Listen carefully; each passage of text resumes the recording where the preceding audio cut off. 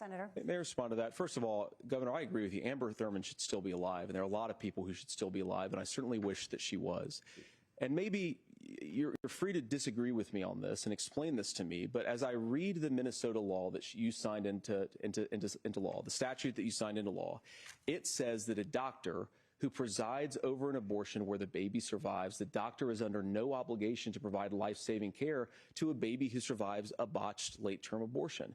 That is, I think, whether you're pro-choice or pro-abortion, that is fundamentally barbaric. And that's why I use that word, Nora, is because some of what we've seen, do you want to force Catholic hospitals to perform abortions against their will? Because Kamala Harris has supported suing Catholic nuns to violate their freedom of conscience. We can be a big and diverse country where we respect people's freedom of conscience and make the country more pro-baby and pro-family. But please.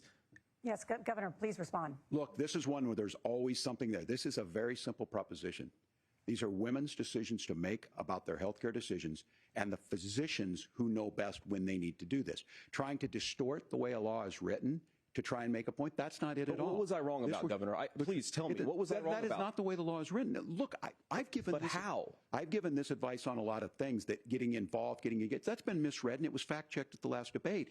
But the point on this is there's a continuation of these guys to try and tell women or to get involved. I use this line on this, just mind your own business on this. Things worked best when Roe versus Wade was in place. When we do a restoration of Roe, that works best. That doesn't preclude us from increasing funding for children. It doesn't increase us from making sure that once that child's born, like in Minnesota, they get meals, they get early childhood education, they get health care.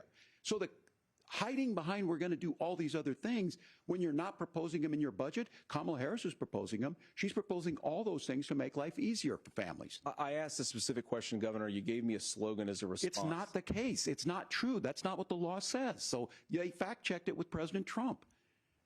Gentlemen, there's a lot.